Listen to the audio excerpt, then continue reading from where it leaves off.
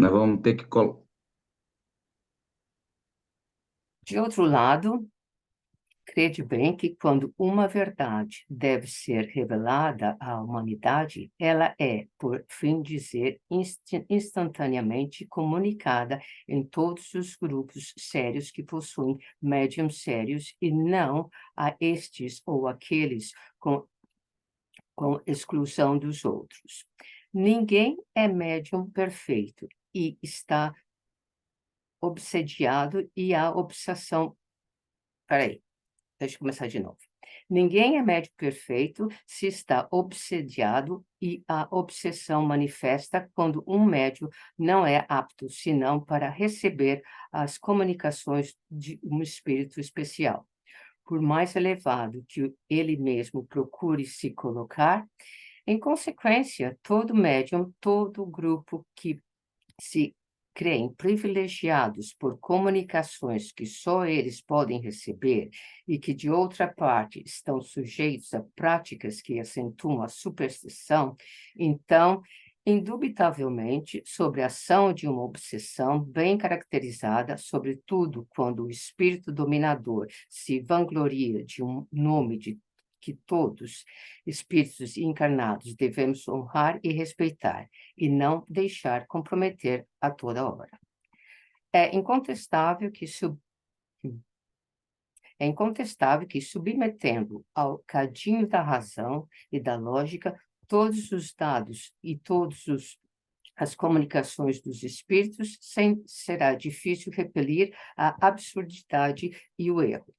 Um médium pode ser fascinado, um grupo enganado, mas o controle severo dos outros grupos, o conhecimento adquirido, a alta autoridade moral dos chefes de grupos, as comunicações dos princípios médiums que recebem em cunho de lógica e de autenticidade de nossos melhores espíritos farão rapidamente justiça e esses estados mentirosos e astuciosos emanados de uma turba de espíritos enganadores ou maus.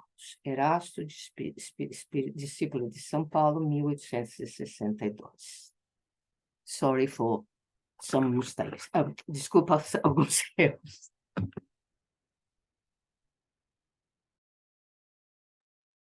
Posso ir então, Jefferson? Obrigada, Eliana, pela leitura da passagem, né, que ilustra o nosso estudo de hoje. Quero dar um beijo especial no meu amigo Henrique Fukuda, que entrou aí. Um beijo para o meu amigo Paulo Iter também, que entrou aí. Muitos beijos para vocês. Bom, gente, é sempre para mim uma festa no meu coração estar aqui com vocês. É uma bênção da misericórdia divina, nós estamos em pontos tão diferentes, né, do globo, mas tão absolutamente unidos, aproximados, coladinhos mesmo, pelo que a gente tem de mais sublime, que é esse anseio em aprender o que o meigo Rabi nos deixou através do Consolador prometido. É uma bênção, é uma alegria muito grande. Richard Simonetti, um ilustre palestrante espírita, autor de diversos livros, inclusive esse que eu adoro, que é Atravessando a Rua, que o meu amigo Paulo Iter conhece muito bem, porque estudou muito Richard Simonetti. Nesse livro, Atravessando a Rua, tem uma historinha que é muito interessante, ela tem o título Palpite Errado, que nos fala do Jovino, que era um médium vidente. E ele frequentemente percebia junto dele um espírito muito simpático, muito alegre, que se dizia seu protetor. Se apresentava como seu protetor, inclusive. Ele, então, se habituou a fazer consultas a esse espírito. A princípio, a respeito de questões doutrinárias, depois problemas pessoais, até que, finalmente, ele consultava esse espírito para absolutamente tudo, né? Para qualquer assunto. E aí, o Jovino comprou um automóvel, comprou um carro e tirou carteira. Mas ele era, obviamente, um motorista inexperiente, e aí ele resolveu, então, utilizar aquele acompanhante espiritual para auxiliá-lo, porque num determinado dia, quando ele estava num cruzamento muito movimentado, ele ficou um pouco hesitante e esse espírito falou com ele, vai que dá. E aí o Jovino foi e deu tudo errado, e a partir dali, então, aquele protetor espiritual do Jovino virou praticamente seu copiloto, né? Em qualquer dificuldade no trânsito, ele aguardava o sinal do mentor. Vai que dá. Um dia, ele estava vindo de uma estrada muito acidentada, quando do alto de um morro ele avistou do outro lado, vindo em direção contrária, um caminhão que descia também em direção a ele em alta velocidade. E lá embaixo uma ponte estreita com uma possibilidade de passar apenas um veículo, né?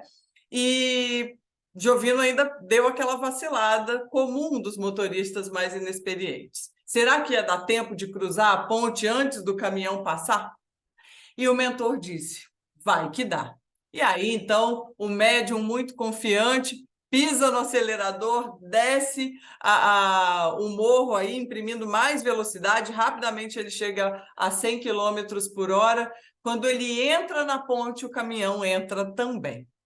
Ele ali em estado de choque, aflito, percebendo que a batida ia ser inevitável, arregala os olhos e só ouve do seu mentor um murmúrio desconsolado. Ih, acho que não vai dar, não.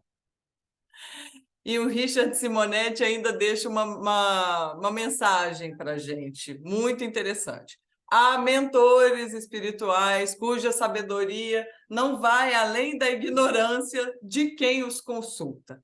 Estamos à mercê dos seus palpites sempre que vulgarizamos o intercâmbio com o plano espiritual e a gente transforma isso num consultório de perguntas, né, infantis relacionadas aos assuntos mais diversos que, na verdade, até nesse caso aqui, nos compete, né, a decisão.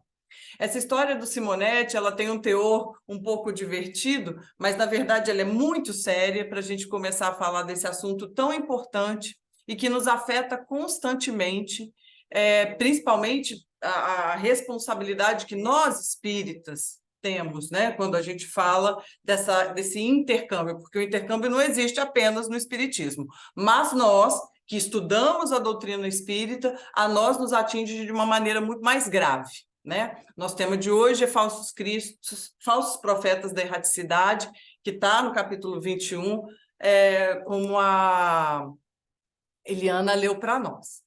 Essa passagem ela nos foi deixada por Erasto, e Kardec, no capítulo 5 do livro dos Médiuns, no item 98, ele afirma que Erasto é um espírito de quem as comunicações todas trazem um cunho de uma incontestável profundidade e de uma incontestável lógica, e que ele seria discípulo de Paulo de Tarso. E essa afirmativa ela tem procedência, e o que eu vou falar para vocês agora está no site da Federação Espírita Brasileira, né, falando um pouco da biografia do Erasto, para a gente poder conhecer um pouquinho mais esse espírito. Na segunda epístola de Timóteo, a Timóteo, escrita quando ele era ainda prisioneiro em Roma, Paulo fala, Erasto ficou em Corinto. Segundo consta também na Epístola aos Romanos, na saudação final, Erasto tinha um cargo na cidade também. E aí a gente encontra também no capítulo 16, versículo 23, saúda-vos Erasto como tesoureiro da cidade. Ele fala que Erasto era tesoureiro da cidade.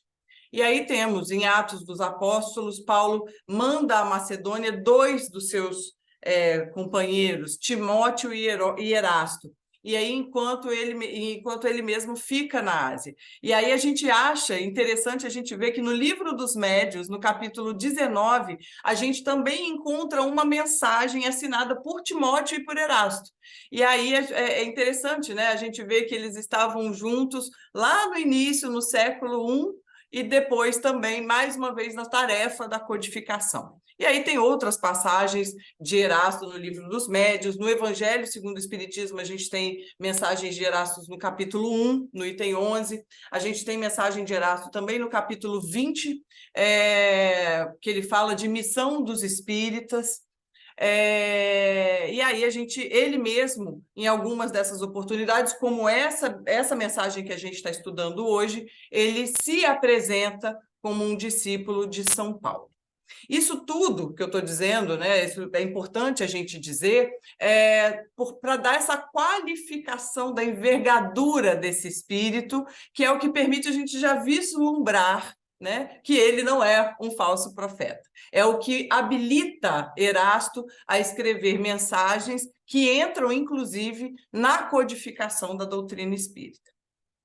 Erasto, nessa mensagem, ele nos reforça que há entre os desencarnados espíritos que se utilizam de médiuns para fomentar ideias muito, muito distantes do real amor e da real caridade, dificultando, confundindo, ao invés de esclarecer, ao invés de inspirar ao bem, né?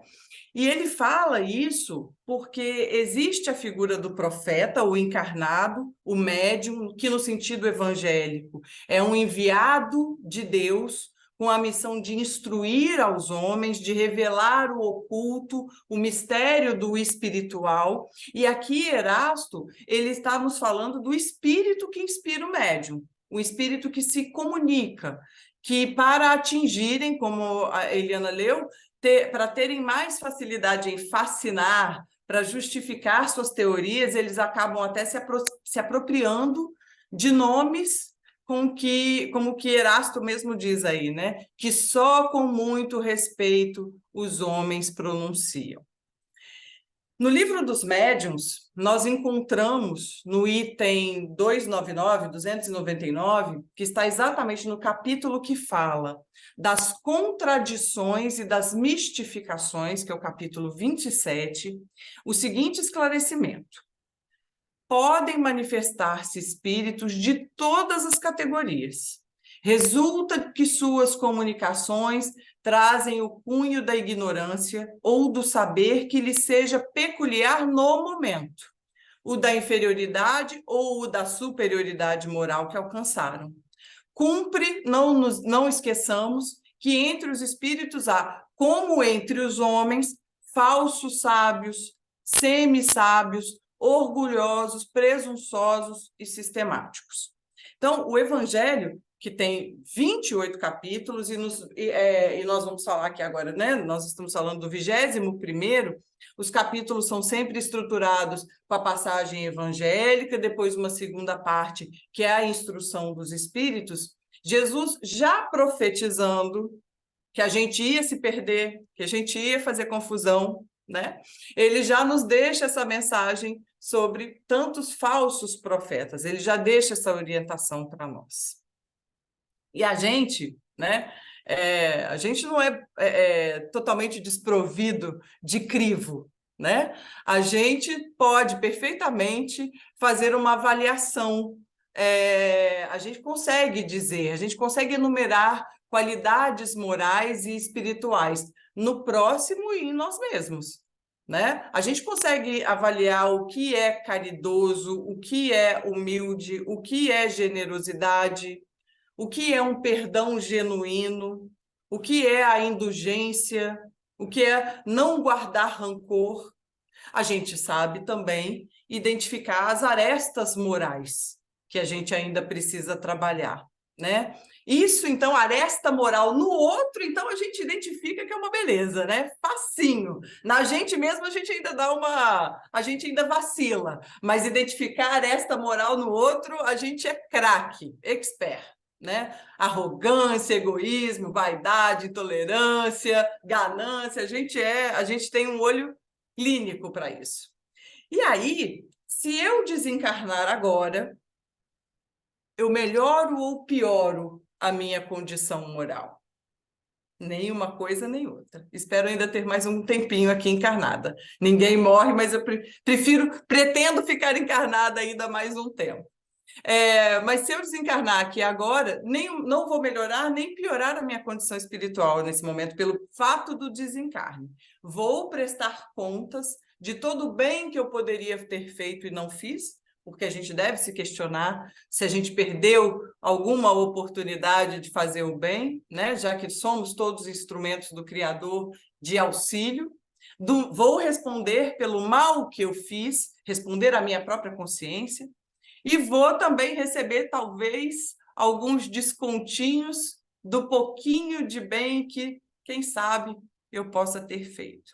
Então, se eu desencarno e for me comunicar em algum centro espírita, eu vou falar sempre de acordo com o grau de evolução em que eu me encontro. Numa comunicação que eu fizer hoje, virá de mim, encarnada ou desencarnada, o que está no meu coração. A boca fala do que o coração está cheio, né? E é por isso que nós temos sempre que estar muito atentos às comunicações. Livros que são vendidos nas prateleiras como espíritas ou de qualquer religião. Eu estou falando aqui porque, né, é o que nos atinge diretamente. Mas são livros que se dizem espíritas, mas na sua essência não trazem mensagens que são coerentes com os ensinamentos do Cristo e que estão na codificação feita por Allan Kardec. E aí, claro que nós estamos falando aqui de comunicações mediúnicas, mas serve para todo mundo, né? Médium ostensivo ou não, porque nós estamos o tempo todo em contato com a espiritualidade. É sempre muito importante a gente se lembrar, e a gente, por incrível que pareça, a gente esquece, mas é muito importante que a gente se lembre, o que está na segunda parte do Livro dos Espíritos, do Mundo Espírita ou Mundo dos Espíritos, que é o capítulo 9 da intervenção dos espíritos no mundo corporal. O item influência oculta dos espíritos em nossos pensamentos e em nossos atos.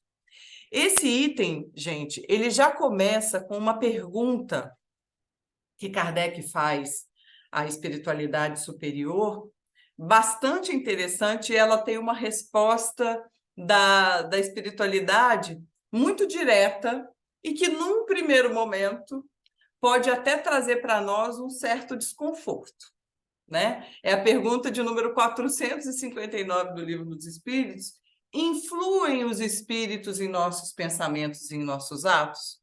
E a espiritualidade responde muito diretamente, né? Muito mais do que imaginais. Influem a tal ponto que, de ordinário, são eles que vos dirigem. Como não gerar incômodo, né? Uma coisa dessas. Agora, causa incômodo, mas não pode nunca nos causar surpresa ou qualquer tipo de estranheza. A doutrina, que tem os seus princípios descritos no Pentateuco, cujo primeiro livro tem o nome O Livro dos Espíritos, que tem na sua primeira página a seguinte informação: princípios da doutrina espírita, sobre a imortalidade da alma, a natureza dos espíritos, as suas relações com os homens, as leis morais, a vida presente, a vida futura, o porvir da humanidade, segundo os ensinos dados por espíritos superiores, com o concurso de diversos médiuns recebidos e coordenados por Allan Kardec. E aí aqui eu abro um pequeno parênteses para a gente falar um pouquinho de Kardec, né? Para a codificação da doutrina espírita, o professor Hippolyte Léon Denisard Rivaio, que nasceu no 3 de outubro, né? A gente está no mês que a gente comemora o nascimento de Kardec, em outubro de 1804, adotou o nome de Allan Kardec para diferenciar o seu trabalho pedagógico das obras espíritas. O professor Rivaio nasceu em Lyon, estudou em Yverdon, na Suíça, na escola de Pestalozzi, que era uma escola modelo. Kardec falava 5 línguas, tinha diversas obras, ele era um estudioso, mestre em letras e ciências, né? Estudar em Yverdon, claro, Kardec era um espírito já que tinha um cabedal, um patrimônio de conhecimento absurdo, mas estudar com Pestalozzi não foi à toa. Quando a gente estuda um pouquinho sobre Yverdon, eu fiquei muito encantada, porque Yverdon era uma escola de vanguarda para hoje. Imagina para 1800 e pouco. Era uma escola que tinha uma estrutura de aprendizagem completamente diferente, numa época em que a França tinha 10% da sua população na escola, né? da população que poderia ir para a escola, porque o dinheiro era todo investido em guerra. numa época que a França ainda permitia castigos físicos na escola. E aí vem Pestalozzi com toda essa... Eu fico até arrepiada falando disso. Pestalozzi com o ensino através do amor, o conhecimento, o aluno ir conhecendo. Os alunos de Pestalozzi tinham aula de botânica no entorno de Verdun. Né? Então, é uma coisa muito... Contato com a natureza, isso mesmo. Era uma coisa maravilhosa. E eu sugiro... Eu não sei se eu tenho esse livro em PDF. Esse aqui eu sei que tenho. Se alguém quiser, eu mando. Essa biografia do Allan Kardec tem volume 1, volume 2 e o volume 3. O volume 3 eu ainda não tenho. E aqui fala muito, né, de como era o sistema de ensino de Verdun. Eu estou me prendendo um pouquinho nisso, porque é o que deu exatamente esse crivo, essa possibilidade de avaliar a doutrina que estava chegando. Kardec foi muito preparado para poder atuar dessa forma, né? Isso tudo para formar, então, Rivaio, que, como eu disse, já era um espírito que tinha um cabedal, um patrimônio intelectual e moral ímpar, mas como a gente está aqui no mês de outubro, e isso a gente tem que agradecer, porque a gente só está aqui hoje estudando a doutrina, porque Kardec conseguiu levar a cabo a sua missão. Obviamente, existiam outros espíritos que, se Kardec falhasse, iam assumir essa responsabilidade, mas graças a Deus, Kardec conseguiu levar a cabo, né, a sua missão. Então, quando nos anos 50 começaram a acontecer aqueles fenômenos das mesas girantes em Paris, né, que respondiam a perguntas vulgares e viraram febre nos eventos sociais de Paris, o professor Rivaio ele buscou analisar aquele fenômeno que estava deixando ele muito intrigado. E aí ele começou a ver que as respostas, quando feitas com seriedade, faziam sentido. E aí ele foi buscar não a parte do espetáculo, né, mas a parte racional, aprofundada. E aí, a partir daquelas mesas girantes, ele codificou uma doutrina que nós aqui, um tempão depois, ainda estamos tomando uma surra para poder aprender. Né? Kardec tirou isso de mesa girante e a gente, um tempão depois, ainda está pelejando aqui para poder entender esse Pentateuco maravilhoso e tantas outras obras, a Revista Espírita, né? que tem tanta informação ali para a gente. E aí a gente olha esse espírito ético de Kardec, né? Humilde desse homem que ciente que essa doutrina era dos espíritos superiores, e aí ele já não usa o seu nome, né? Ele fica no anonimato para poder, de fato, espalhar a doutrina dos espíritos, né? Então, a gente... Quem leu lá, retomando, né, o livro dos Espíritos, quem abriu a primeira página, já toma consciência de que há uma relação entre os espíritos desencarnados e a gente que está encarnado. Né? Na primeira página, a gente já sabe que tem uma influência. A natureza dos espíritos e suas relações com os homens. Né? Essa pergunta feita por Kardec nunca poderia ter uma resposta. Os espíritos influenciam nos nossos atos? Não, não influenciam nada. Afinal de contas, o livro é dos espíritos. Uma pleiade de espíritos superiores, através da mediunidade, através do intercâmbio entre o mundo físico e o mundo espiritual, trouxe isso para a gente. Né? Eu sou absolutamente encantada. Antes disso, eu preciso dividir um negócio com vocês que eu acho extremamente interessante. Isso aqui... Esse aqui é o Kardec bebê, gente. Isso aqui é uma foto do Kardec com 25 anos de idade. Né? A gente só vê o Kardec muito austero, né? Como nessa capa do livro, mas esse aqui é o Kardec jovem. E o mais interessante é que ele tem uma obra, né, em que ele diz que ele está defendendo a ciência sobre a religião, né, a supremacia da ciência sobre a religião, e ele fala que a gente rirá da credulidade supersticiosa dos ignorantes, não mais crerá em almas do outro mundo. Olha o que ele falou aos 25 anos. A gente não vai mais crer em almas do outro mundo ou em fantasmas.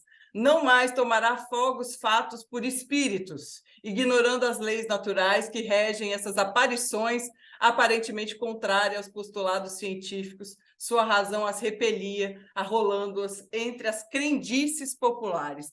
Quer dizer, o Kardec de 25 anos e o Kardec, anos mais tarde, que ia codificar uma doutrina a partir dos espíritos, que ele, aos 25 anos, achava que eram crendices, né? Então, voltando aqui ao item 6 do Livro dos Espíritos, que é a introdução, que eu sou apaixonada porque mostra exatamente essa veia de professor do Kardec, né? Ele faz um resumo da doutrina. E aí, lá ele fala, o espírito encarnado está sob influência da matéria. O homem que vence a influência pela elevação, pela depuração de sua alma, se aproxima de bons espíritos, em cuja companhia um dia estará. Aquele que se deixa dominar pelas suas más paixões sempre põe todas as suas alegrias na satisfação de apetites grosseiros, se aproxima dos espíritos impuros, dando preponderância à sua natureza animal. Então, quando estamos encarnados, a gente vai viver e dirigir os nossos interesses, as nossas ideias, os nossos sentimentos. Quando a gente faz isso para algo mais elevado, mais refinado, mais apurado, que deixa as nossas paixões, as paixões mais grosseiras e os sentimentos menos nobres, nós estamos nos aproximando de espíritos com essas mesmas características. O contrário também é verdade. Se a gente cultiva tendências mais impuras, também nos aproximamos dos espíritos com as mesmas tendências. E Kardec segue nos explicando. Os espíritos encarnados habitam diferentes globos do universo. Os não encarnados ou errantes não ocupam uma região determinada ou circunscrita. Estão por toda parte, no espaço e ao nosso lado, nos vendo e se acotovelando conosco, né, sem cessar. E aí ele fala que é toda uma população invisível que se move ao nosso entorno. Então, as relações dos espíritos com os homens são constantes. Os bons espíritos nos inspiram ao bem, nos sustentam nas nossas dificuldades, nos ajudam a suportar essas dificuldades com resignação, e os maus nos impelem ao mal. É para eles um prazer, uma alegria ver a gente sucumbir e agir como eles. As comunicações dos espíritos com os homens podem ser ocultas ou ostensivas. As ocultas a gente verifica pela influência, né, boa ou má, que eles exercem sobre nós. As comunicações ostensivas se dão pelo meio das escritas, da palavra, a gente conhece muito bem, né? Os médiuns servem de instrumento. Os espíritos vão ser sempre atraídos, isso tudo que eu estou falando tem um motivo de ser, tá, gente? Os espíritos são atraídos na razão da simpatia que lhes inspire a natureza moral do meio que os evoca. Tudo isso muito de acordo com a mensagem de Erasto. Os espíritos superiores sempre vão estar presentes nas reuniões sérias, onde predominam o amor, o bem, o desejo sincero em ajudar, né? Porque eles estão ali para nos ajudar a gente a se instruir, a gente a se melhorar.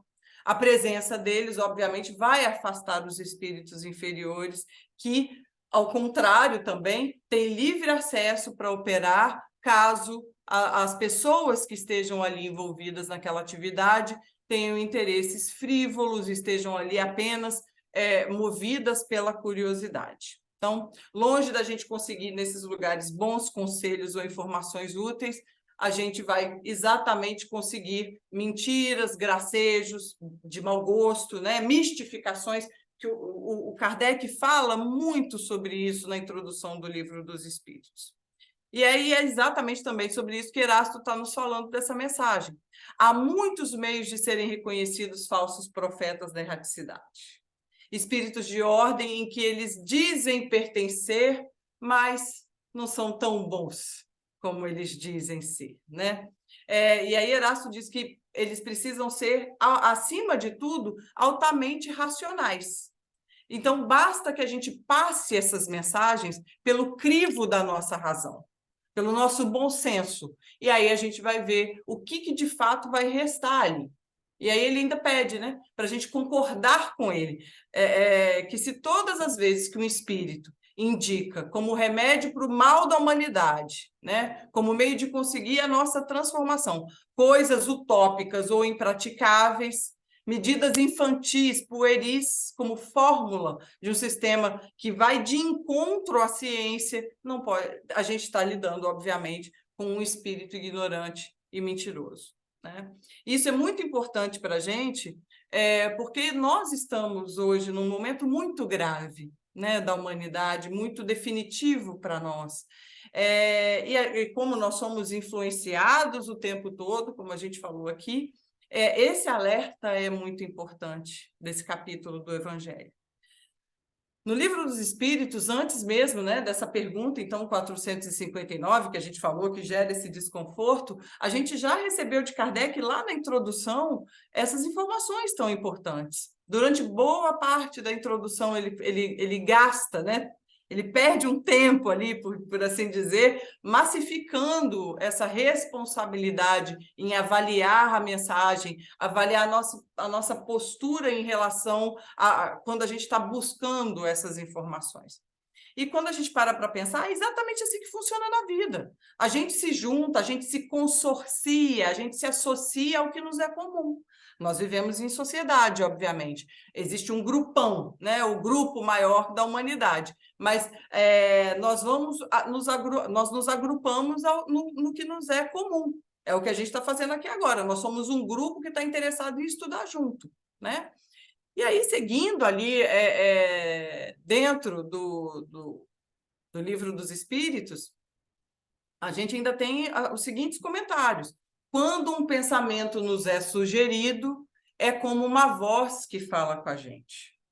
Então, nós temos esse intercâmbio constantemente. Às vezes, a gente não se dá conta, né? É uma troca constante. Tem uma história do Chico que me encanta. Ela é muito, muito interessante. O Chico, uma vez, estava em São Paulo. Ele foi para São Paulo fazer um tratamento dos olhos. E aí ele aproveitou para visitar um antigo médico dele, oftalmologista, chamado Nadir Safad. E esse médico ele cuidava, né, com muito carinho das dificuldades do Chico com os olhos. E ele era um médico muito respeitado. E aí, enquanto ele estava fazendo o exame nos olhos do Chico, com todo carinho, com toda a atenção que ele sempre fez, naquele momento o médico faz uma pergunta a queima-roupa para o Chico. Ele não aguenta mais tanta curiosidade e pergunta: Ô Chico, me diz uma coisa, você vê espírito mesmo? E aí o Chico responde com toda a humildade que lhe é peculiar: vejo sim, doutor Nadir. Na verdade, eu trago comigo a faculdade mediúnica da vidência. E o médico não se faz de rogado, aí ele faz a pergunta que efetivamente ele queria fazer. Mas como você enxerga esses espíritos com esses olhos aí que você tem tão problemáticos? E aí o Chico responde: doutor Nadir, a mediunidade não depende dos olhos do corpo físico. O assunto exige muito estudo, sabe, doutor Nadir? E aí ele pergunta: Chico, você está vendo algum espírito aqui comigo? No escritório, no consultório, né? E aí o Chico responde para ele: doutor Nadir, eu estou vendo assim. O doutor Nadir já devia estar ficando tenso. Você está vendo espírito aqui no meu consultório? E aí o Chico confirma: estou vendo sim, doutor Nadir.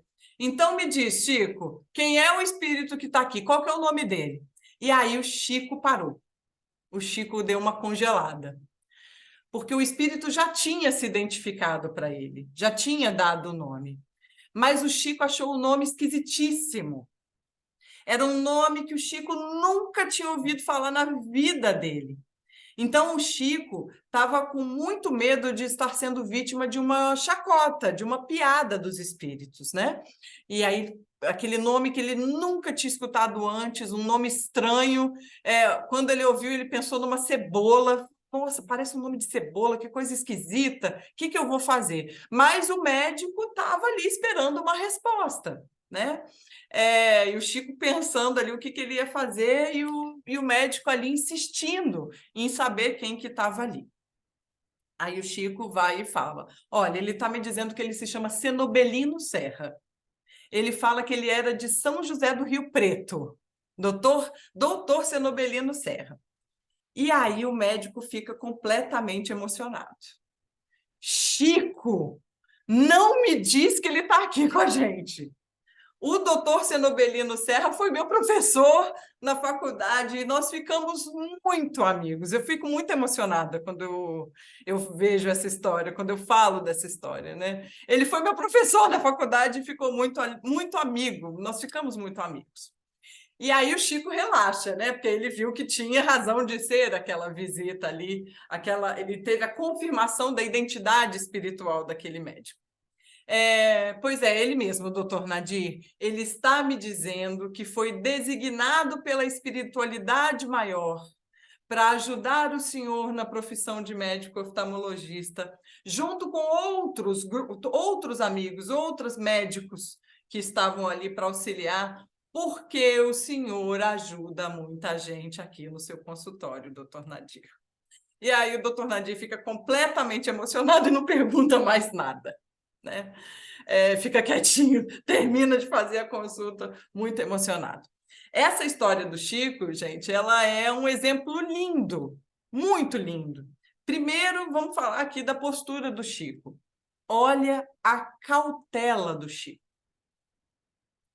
O Chico com aquela mediunidade absurda, né, que ele tem,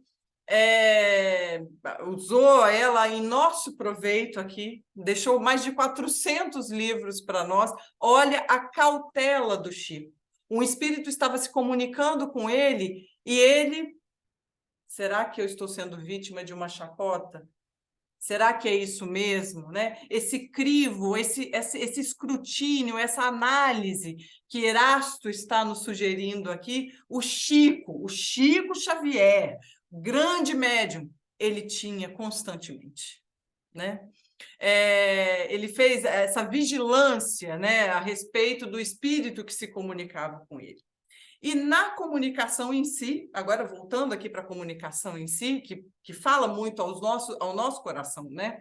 Aquele vínculo de amizade que existia entre aqueles dois colegas de profissão, né? O professor e o pupilo, o professor e o aluno, que não deixou de existir. Após o desencarne, aquele professor volta ao convívio do seu aluno, obviamente um desencarnado e o outro encarnado. Aquele médico do Chico recebia o auxílio daquele velho amigo professor, através das inspirações para ele como médico, né? Mesmo que ele não percebesse, porque ele não era médium, tanto que ele pergunta para o Chico, tem espírito aqui? Né? Ele tem essa curiosidade. Então, ele não tinha uma percepção apurada, né? Mas mesmo sem essa mediunidade ostensiva, ele era inspirado pelo seu amigo professor, que estava ali para auxiliar no desempenho da sua função, né?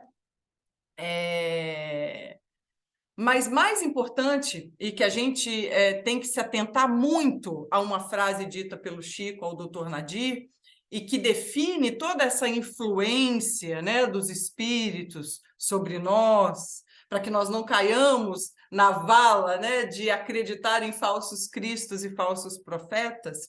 O Chico diz assim: pois então, doutor Nadir, ele está me dizendo que foi designado pela espiritualidade maior para ajudar o senhor na profissão de médico, junto com outros amigos, porque o senhor ajuda muita gente aqui no seu consultório, doutor Nadir. Porque o senhor ajuda muita gente no seu consultório, doutor Nadir. E é aí que entra a parte mais importante, que nós já temos o fato: espíritos nos influenciam. Nós temos espíritos encarnados e desencarnados em diferentes níveis morais e de conhecimento. Há uma interação, há uma relação, uma convivência intensa entre o plano físico e o plano espiritual, né? Que é de acordo com o que a gente tem afinidade. Não há motivo da gente estranhar, né? É o mesmo que acontece com as nossas relações sociais. Nós vivemos permanentemente em sintonia com as pessoas que nos rodeiam, com os espíritos que nos rodeiam. Eles vão influenciar as nossas ideias, assim como nós influenciamos também, né? Vão influenciar a nossa conduta, tanto do plano físico para o plano espiritual, quanto do plano espiritual para o plano físico. Agora, o como influenciam o que os falsos cristos e falsos profetas da erraticidade vão ter de possibilidade está numa única palavra, e essa está completamente sob a nossa vontade. A palavra é responsabilidade, né?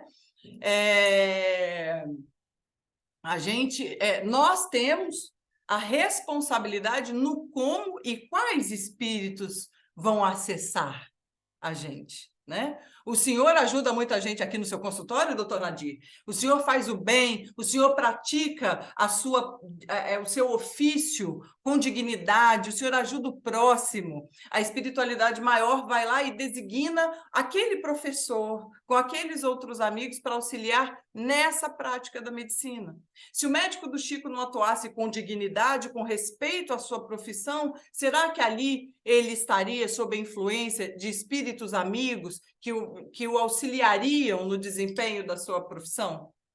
Com esse respeito, né, que o professor dele, doutor Cenobelino, aplicava ali, né? Será que se ele exercesse ali sem a preocupação de ajudar genuinamente, com tanto carinho, com tanto respeito, como a gente percebe ali no próprio trato que ele tem com o Chico, será que ele estaria sob influência de espíritos amigos, né? Estaria sendo auxiliado, né? Nós, obviamente, nós estamos vendo aqui nesse texto do Erasto, né? Nós não somos alvo apenas de benfeitores e amigos espirituais, né? Que nesse grupo, inclusive, entram as pessoas que muito nos amam, que estão no plano espiritual e zelam por nós, né? Quando elas estão em condições para isso. Amigos desta e de outras encarnações que a gente nem lembra nesse momento, mas estão na erraticidade e desejam prosseguir nos auxiliando. Nós temos também, obviamente, aqueles que a gente prejudicou, com maior ou menor gravidade em existências anteriores, mas que vêm buscar, vêm cobrar dívidas que a gente contraiu, né? E não só esses, obviamente, que têm alguma relação com a gente, mas aqueles que se afinam com o que a gente sente e com o que a gente pensa. Então, tudo isso nos chama atenção porque a gente sabe que essas influências elas podem nos auxiliar, nos socorrer, nos inspirar no caminho do bem, mas elas também, num planeta de provas e expiações que nós estamos, a gente ainda está sujeito a um intercâmbio nocivo. Tem uma frase no Prolegômenos, do Livro dos Espíritos, que é assim: lembra-te de que os bons espíritos só dispensam assistência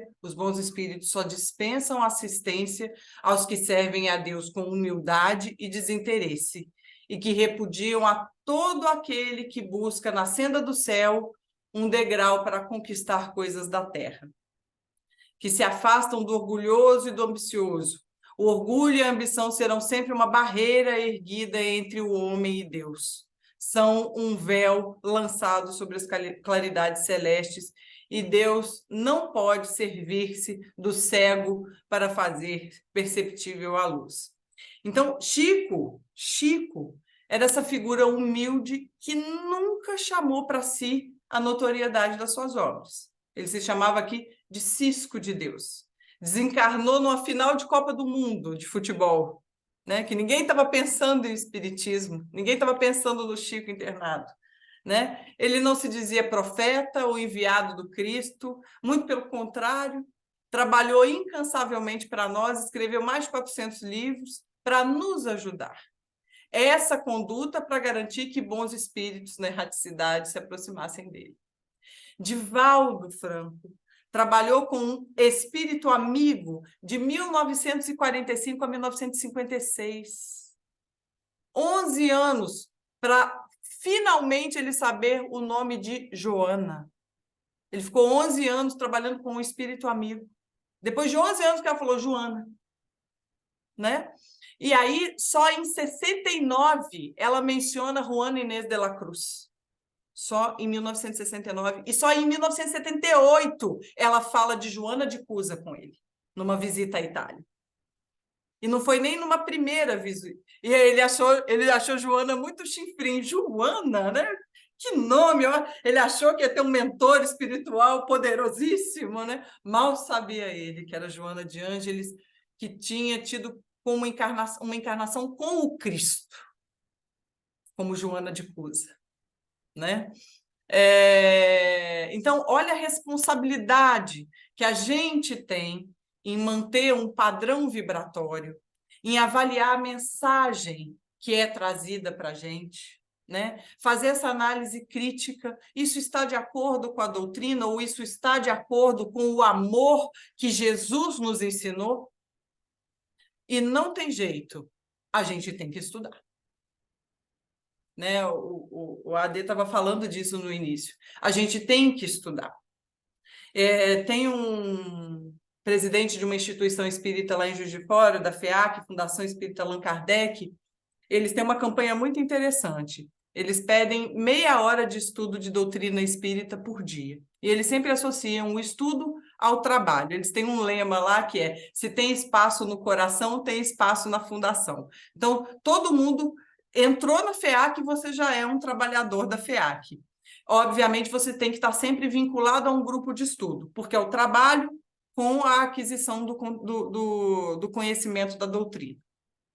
E eles têm uma série de estudos lá, de grupos de estudo. Mas ele faz essa campanha de meia horinha de estudo de doutrina espírita por dia, e ele fez uma conta uma vez que, eu nem sei se eu já falei sobre isso com vocês aqui, que me chamou muita atenção. Ele somou o número de todas as páginas do Pentateuco, da doutrina espírita, né? E dividiu pelo número de dias do ano. E eu fiz a conta aqui também, né? Eu baixei todos, para servir de referência, eu baixei o PDF do Pentateuco Espírita que tem no site da Federação Espírita Brasileira. E aí dá 7.000 e tantas páginas, que dividido por 365 dias por ano, enfim, dá uma média aí de 8 páginas por dia, que dá mais ou menos uma meia hora de leitura lá do Falcone. Então, 8 páginas por dia, se a gente começar hoje, daqui a um ano a gente vai ter lido todo o Pentateuco. O Céu e o Inferno, o Evangelho, a Gênesis, o Livro do Espírito, tudo. A gente vai ler em um ano todas as 5 obras básicas. Então, meia horinha. A gente passa meia horinha aqui, ó, vendo nada em coisa nenhuma, né? Meia hora. Impressionante, né? Eu nem posso falar muito porque eu trabalho em telecom, então eu quero mais é que as pessoas fiquem mesmo. Mas meia hora a gente perde olhando no celular. Quando a gente passa meia hora, a gente não viu nada, a gente não absorveu nada, a gente não aprendeu nada. Enquanto se a gente lê meia hora de doutrina espírita por dia, a gente chega um ano depois tendo lido todo o Pentateuco, né? Então isso é muito importante. E aí, para já finalizar, esse reforço importante aqui do estudo, para que a gente possa ter possibilidades de fazer uma análise crítica do que está chegando para a gente. Eu não vou fazer aqui nenhuma apologia a nada, mas às vezes a gente vê mensagens, principalmente nas redes sociais, falando que a gente tem que atualizar Kardec. A gente não conhece Kardec, como é que a gente vai atualizar uma coisa que a gente não conhece? Né? Então, quando alguém me fala, nós temos que atualizar Kardec, eu falo, nós temos que estudar Kardec. Né? Quem fala que tem que atualizar Kardec é quem não conhece Kardec. E aí, a gente, para finalizar aqui, tem uma mensagem linda que tá de Humberto de Campos, que está no livro Luz Acima, que fala exatamente, uma passagem que fala de Jesus e fala o que é a mensagem de um profeta real, né? de um Cristo real. Está no livro Luz Acima, como eu já disse, o título é O Oráculo Diferente. E nos leva, então, a um momento em que Joana de Cusa está conversando com uma mulher chamada Túlia Prisca. E Túlia, está enfatizando, elogiando um feiticeiro, um profeta que ela tem com ela, falando que ele faz verdadeiros prodígios. Ela estava ali na visita à Judéia, a conselho dele mesmo, porque ele era uma pessoa extremamente interessada na felicidade dela. Ela falava que ele era um oráculo dos melhores. Ela fala, inclusive, que ele lia, né, presságios antecipadamente, quem que ia vencer jogos do circo. e indicava quem que eram os criminosos com absoluta precisão, o local onde objetos perdidos estavam. E Joana já era Joana, né? Joana já conhecia Jesus. Ela não se prendia mais a essas conversas fúteis, né? Ela ouvia com atenção, para não ser desrespeitosa, mas ela ficava olhando para aquela mulher com uma cara estranha, né? Sem entender muito bem. E aí, aonde ela queria chegar, e após uma ligeira pausa, a Túlia Prisca fala: meu marido Druso se apaixonou por outra mulher chamada Messia, esposa de Flacos. O crime estava matando, apertando o meu coração. Tentei, inclusive, suicídio, abrir as veias, mas o mago, aquele mesmo mago, resolveu o meu problema. Me aconselhou, então, a uma viagem de passeio e disse que muitos homens se apaixonariam por mim. E o que de fato aconteceu. Então, eu deixei os meus filhos com as velhas escravas e vim atrás da minha felicidade. Inclusive, tenho aproveitado muito. E quando voltar, se a Messia insistir na intromissão do meu casamento, este meu amigo oráculo já me falou que vai fabricar um unguento, um veneno, e ela vai ficar mais feia que qualquer uma das bruxas do Esquilino. Logo, então, vendo que Joana não dava prosseguimento àquela conversa, que já não era do seu interesse, ela continuou. Joana, você não me conhece muito bem, mas eu adoro me confessar com feiticeiros. Sei que você frequenta a roda de um deles, muito famoso. Será que você não pode me levar ao mago Nazareno? Aí Joana ficou extremamente sem graça. Ela sabia que Jesus não era o mago que Túlia Prisca estava procurando, né? Joana tentou se esquivar de todas as formas, ela não podia nem imaginar em levar ela para perturbar Jesus com uma visita tão leviana e tão fútil. Mas ela insistiu, e ali Joana, então, com relutância, leva Túlia para conversar com Jesus. E aí, em alguns minutos, elas já estão ali conversando com Jesus na casa de Pedro. E Jesus ali olhando, né, sublime como sempre, e ela, com aquele olhar de Jesus, Túlia então já fica intimidada, só de estar na presença de Jesus. Aquele homem não se nivelava em absolutamente nada com aqueles vulgares leitores de sorte. Na sua frente, da sua fronte, né, partiam forças que ela não conseguia entender, mas que impunham um extremo respeito. E ela não conseguiu tratar Jesus que não fosse por Senhor, copiando as atitudes de Joana de Cusa. Ela não conseguia esconder o próprio assombro, ela estava completamente impressionada. E Jesus parecia que nem se apercebia daquela surpresa dela. Jesus não falava nada, né? Não comentava, não se vendia. Olha, eu consigo isso, eu consigo aquilo, eu faço e aconteço. Jesus ficou na dele, né? Olhava para ela de frente, sem nenhuma falsa superioridade, sem servilismo, porque quando trabalha e como o trabalhador seguro dele mesmo, estava atento ali apenas às suas próprias obrigações e esperou que ela dissesse então o que ela queria. Ela, extremamente constrangida, pergunta: você conhece o mago Tissafernes que serve na minha casa? Jesus deu um sorriso amoroso e disse: ah, existem adivinhos em toda parte. Confundida ali um pouco com o posicionamento de Jesus, ela acrescentou: eu venho aqui para pedir a sua ajuda. E Jesus diz: o que você deseja de mim? Meu marido se desviou do meu devotamento. Eu tenho sofrido amarguras que os servos mais desprezíveis não conhecem. O que diz isso, Senhor? O que diz disto, Senhor?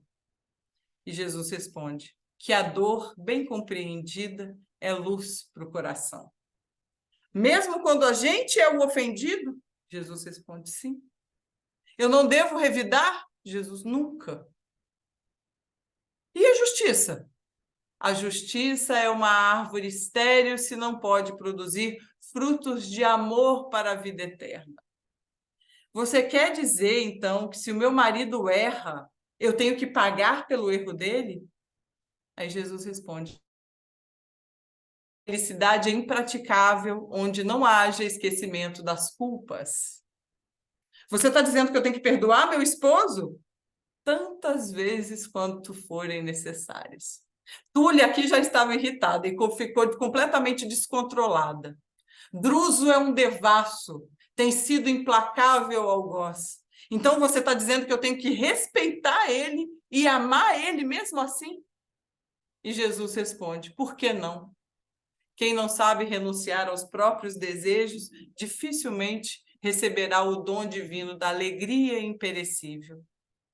Então você está me dizendo que eu tenho que reassumir a governança da casa, retomar a responsabilidade na educação dos meus filhos, como um animal que se deixa atrelar ao carro insuportável? No sacrifício reside a verdadeira glória. Aí a patriarca então diz: mas o Tissafernes, meu mago de confiança, me aconselhou ao recreio, à alegria. Eu não posso duvidar dele, ele é um oráculo completo. E olhando para Jesus, pergunta: você acha que ele está errado? O mestre deu um sorriso e diz: a voz da nossa consciência não pode concordar invariavelmente com a opinião dos amigos. O dever é mais imperioso que os presságios de qualquer adivinho. Uma orientação, eu vim de tão longe para conversar com você. E Jesus diz: rogo ao Pai que ilumine e te abençoe. Que te ilumine e te abençoe. E aí Joana percebeu que era hora de começar a se despedir e vai embora. E Túlia então olha para Joana e fala: esse oráculo realmente não é igual aos outros. E vai embora. Isso aqui para terminar o nosso estudo, né, mostrando o que é a mensagem de um profeta de verdade, né? O que é a inspiração de um profeta verdadeiro, não de um falso? É o amor, é o perdão, qualquer é a indulgência, qualquer coisa diferente disso, a gente tem que voltar e reexaminar a mensagem. Era isso, meus amigos.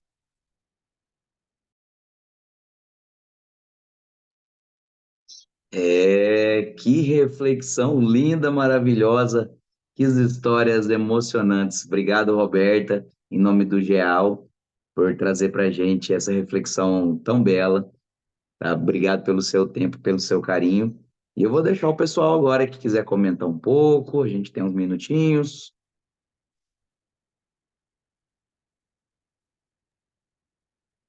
Roberta, estou.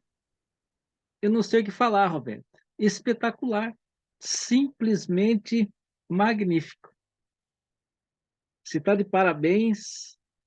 Eu, eu perguntei assim, puxa, mas ela estudou tanto, né? Falar da erraticidade, um texto de Erasto, um texto simples, não tem muita técnica, ele dá 4, 5 exemplos, vai direto ao ponto, e você nos deliciou aqui, não somente com Erasto, com Kardec, toda a sua dificuldade, lá nos 25 anos, que inacreditavelmente não tinha nada a ver com Kardec de 50 anos. E nós sabemos que tudo é um processo na nossa vida. Mesmo aquela senhora que foi procurar Jesus é um processo. É 9.7, anota aí, Jefferson. 9.7, Evangelho segundo o Espiritismo, Joana, capítulo 9, item 7. Paciência. A dor aos seus eleitos, né? Então, E você me traz histórias, eu adoro história. Eu parei de anotar aqui, eu não anotei nada, eu anotei, eu falei que responder uma, não sei o que lá, fiz um monte de coisa. Quando você começou a fazer história, eu fiquei encantado. Eu estava até assim, eu falei, coloquei o pijama porque eu vou estar com sono aqui, mas, gente do céu, que espetáculo! Eu não sei, eu estou sem palavras, Roberto. Sério mesmo. E olha que o pessoal me conhece, né, Jefferson? Eu vou aqui falar um monte de coisa, mas eu falar o quê? Quando você me traz essas histórias que a gente viaja. Foi gostoso demais. Volta sempre aqui, volta toda semana, pelo amor de Deus. Volto todas Arigatô. as vezes que vocês me convidarem. Muito obrigada. É muito bacana isso. Quando o Henrique faz contato comigo, me dá uma alegria enorme poder estar aqui com vocês. O que eu falei no início me impressiona mesmo. É tão lindo, né? A gente está tão longe. São encontros permeados de muito carinho, né? De muito afeto. É muito bacana. É muito bacana, realmente eu fico muito emocionada de estar aqui e agradeço muito as suas palavras carinhosas. Essa mensagem do Erasto, ela é desafiadora, né? Porque você lê ela, você entende, mas falar 50 minutos daquilo ali é desafiador. Mas eu acho que é isso. A gente estava falando no início, antes da gente começar o estudo, né? A gente lê o Evangelho e ele sempre vai trazer alguma coisa nova, porque nós estamos em processo de construção, né? Nós estamos nos melhorando. Então, a gente lê hoje, a gente tem um nível de consciência, a gente alcança alguma coisa, a gente vai tendo vivências, experiências, dificuldades, vai vencendo, a gente vai tendo um nível de consciência maior, então aquela mensagem, a gente consegue aprofundar nela. E fora os nossos momentos emocionais também, que às vezes uma mensagem hoje ela não te traz muita, não mexe com o seu íntimo, mas em algum momento que você está vivendo exatamente uma dificuldade X ou Y, aquela mensagem te resgata num ponto. Eu falei com o Paulo uma vez, eu tive um momento muito difícil recentemente. Eu tinha até pensado em parar de fazer estudo espírita, para falar para vocês, de tão complicado que o negócio estava. E aí eu assisti uma palestra do Elahá com a Kamasmi e com o Júlio Roriz. O Elahá falou uma frase. A sensação que eu tive é que ele foi lá no buraco e me tirou. Então, isso é o Evangelho. Isso é o Evangelho. Ele nos coloca de pé para a gente seguir, e aí a gente vai, é aonde a mágica acontece, que a gente vai deixando de ser o homem velho para começar a ser um homem novo. Fala, meu amigo Paulo Itter. O que eu vou falar para você, minha querida? Primeiro te agradecer demais, né? Porque você sempre com essa capacidade absurda de nos contar histórias e também de preencher os nossos corações. Mas que bom que a gente está aqui logo cedo, porque hoje à noite tem São Paulo e Vasco. Então, menos mal que estamos aqui de manhã, sem nenhum tipo de atrito. Obviamente que não teríamos atrito de forma alguma. Mas, Tenha assim, piedade, Paulo Itter, do meu time. está melhorando, está melhorando, está melhorando. Mas, assim, tua fala foi muito legal e muito bem ilustrada, como disse o Adalberto, por essas histórias que você nos trouxe, né? E eu fiquei pensando, quando você falou da questão 459, por que ela nos causa muito desconforto, que foi a palavra que você usou, se não me falha a memória. Porque a gente sempre olha para o lado negativo da resposta, né? Quando os benfeitores falam assim, de ordinários são eles que vos dirigem, a gente pensa nos espíritos inferiores. Mas os nossos benfeitores, graças a Deus, também nos dirigem, também nos orientam, também nos advertem. Então, esse movimento é sempre muito, muito importante, né? Outro ponto que você falou, que eu fiquei pensando, quando você colocou muito bem que não tem por que se atualizar Kardec, mas estudar Kardec. Eu fico muito assustado quando eu ouço alguém falar isso, porque alguém que criou uma doutrina, que codificou uma doutrina, e colocou como um dos seus princípios que ela é uma doutrina aberta, ou seja, que tudo que é ciência, que tudo que fosse descoberto, né, a partir de então, poderia e deveria ser assimilado pela doutrina. E ele diz, né, que quando a doutrina se confrontasse com a ciência, que nós ficássemos com a ciência, né, no tempo que a gente imaginar que essa doutrina precise ser atualizada, mas sim, muito bem, estudada, né? E aí, indo para a questão dos falsos profetas, você citou nesse conto do Luz Acima. Aliás, qual que é o título, por favor? É Oráculo Diferente? O Oráculo Diferente. Diferente, obrigado. Eu me lembrei das obras dos romances do Emmanuel, né? Quando nós vamos ter, em duas dessas obras, dois oráculos, dois adivinhos, dois feiticeiros, né? Nós temos o Araxes, em Há 2000 anos, e a Plotina, nos 50 anos depois. Que, na verdade, eram espíritos muito conhecimento técnico de como que se processa o plano espiritual, essas relações, essas influências todas, mas com um direcionamento equivocado, né?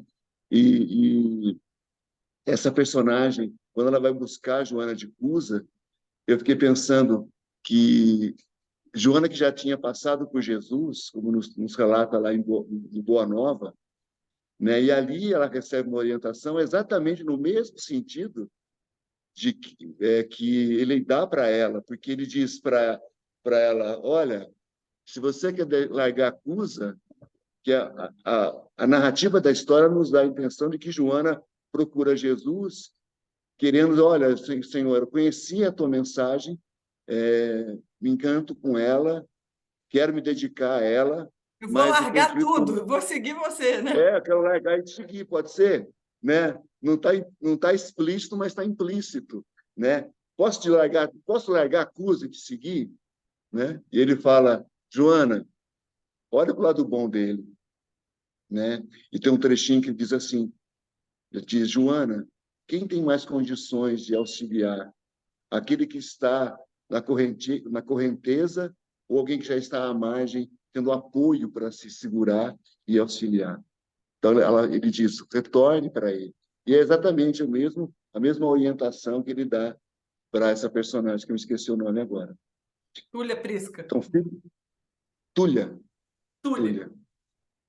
Então, esses são os oráculos que nós temos que consultar, né? E eu anotei a frase que você citou, que Jesus diz a Túlia, o dever é mais imperioso que os presságios de um adivinho. Ou seja, se os presságios de qualquer adivinho não tiver revestido de amor, de amorosidade, ele está em desacordo com o dever, e nós temos que desconsiderar.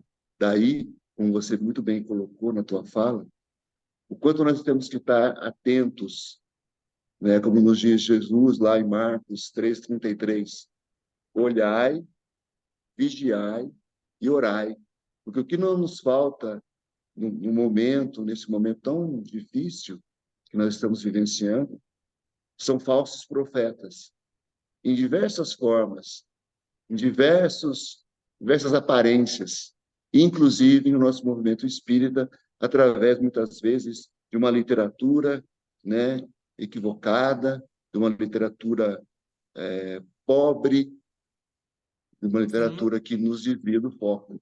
Então, que nós, como você colocou, eu gostei muito também daquela sugestão da meia hora por dia, né, dessa casa que você citou, porque nós temos um manancial tão rico e tão puro para que possamos matar a nossa sede, dessedentar, né? E a gente fica procurando novidades, fica procurando a última palavra em espiritismo, quando na verdade a melhor palavra não é a última, é a primeira, é a essência. Então, obrigado, minha amiga, obrigado aos amigos aí do GEAL. E a gente tem muita responsabilidade, gente, porque a pandemia, né, ela trouxe infinitas dificuldades, óbvio, mas quando a gente pensa o que aconteceu assim na divulgação, na difusão da doutrina espírita, é um fenômeno, né? Obviamente já tinha canal de YouTube, já tinham lives, etc., mas agora o negócio proliferou de uma forma incontrolável e não tem mesmo, não dá para refrear uma coisa dessas, né? Então, mas tem muita gente tomando conhecimento da doutrina espírita através das lives, através dessas apresentações, e muitas vezes a gente está aprofundando, às vezes, em lives, em temas e tudo, e o básico, às vezes, o pilar da doutrina espírita não é abordado. Porque, afinal de contas, né, tá lá no Livro dos Espíritos, mas aí a gente pega um monte de livros, um monte de referências e coloca tudo na live, e tem muita gente chegando agora, sem os conhecimentos basilares da doutrina espírita, e os conhecimentos basilares são o que pautam a nossa vida. E o que mais me impressiona é que, às vezes, a gente que conhece muito, né? Conhece muito, me equivoquei aqui na minha fala. A gente conhece um pouco mais, ou estuda há mais tempo, né? Não quer dizer que a gente conhece mais. Tudo muito. A gente não. A gente se comporta como se a gente não conhecesse, né? Porque se eu tenho uma frase agressiva em relação ao meu próximo, eu não sei que vai todo mundo progredir e atingir a mesma perfeição, né? Eu não sei que na última encarnação eu posso ter feito pior do que ele está fazendo aos meus olhos hoje.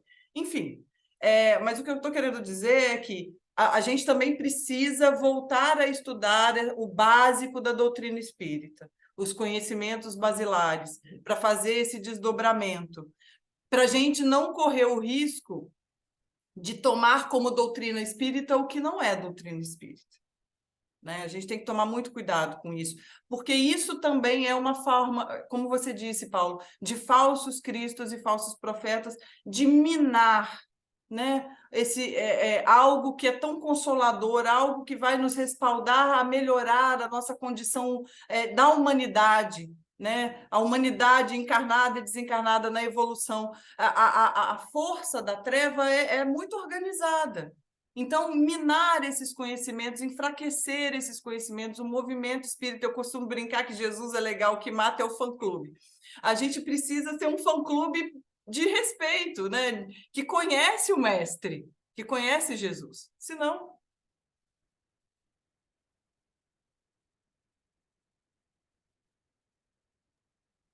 Mais alguém que queira trazer algum comentário para a gente já ir para o encerramento? Já temos 9h30. Sei que são muitas reflexões, a gente ficou aqui emocionado e alegre, e reflexivo, tudo ao mesmo tempo. A Roberta desperta esses sentimentos na gente. E obrigado, Roberta, por nos permitir, né, estar na tua presença hoje, por nos trazer, né, seu gracioso sorriso durante sua fala, que foi maravilhoso. Obrigado por sua presença com a gente. E como o Adalberto disse, volte quantas vezes quiser. Todas as vezes que vocês me convidarem, estarei aqui, meus amigos. É uma alegria muito grande, eu agradeço muito, é genuíno. Acho que vocês sentem por isso, porque é genuíno. Eu sinto muita alegria em estar aqui com vocês. É muito, muito, é um momento muito feliz para mim. Eu sou muito, muito grata a vocês pela oportunidade, viu? De verdade. E acho que a gente tem que falar de espiritismo assim, com um sorriso, com alegria, é a doutrina da alegria, né? É a doutrina que nos orienta à perfeição, à paz, à serenidade, à tranquilidade, à felicidade. Então, é para a gente falar. E falar com simplicidade. Eu conto muita história mesmo. Jesus contava, né? Jesus tinha um respeito tão grande pela gente, pela nossa capacidade naquele momento, e ainda que prevalecemos, talvez até na mesma capacidade. Jesus contava historinha, né? Parábola, para a gente poder entender. Então, o Espiritismo tem que ser levado mesmo com essa leveza, com essa simplicidade, né? É isso.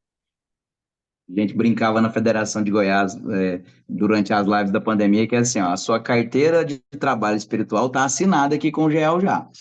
Então, agora você tem um compromisso de estar sempre com a gente e repetir tantas vezes. Adalberto, fica à vontade para Eu falei, trazer. eu não sou, eu sou católico, né? Eu dava aula de catecismo, né? Mas era um professor chato lá, né? Meu Deus do céu. Agora parece que eu estou aqui com essas historinhas, eu fico lembrando lá na comunhão espírita, quando a, a- as professoras davam aula lá para evangelização, que elas contavam aquelas historinhas lá e tudo.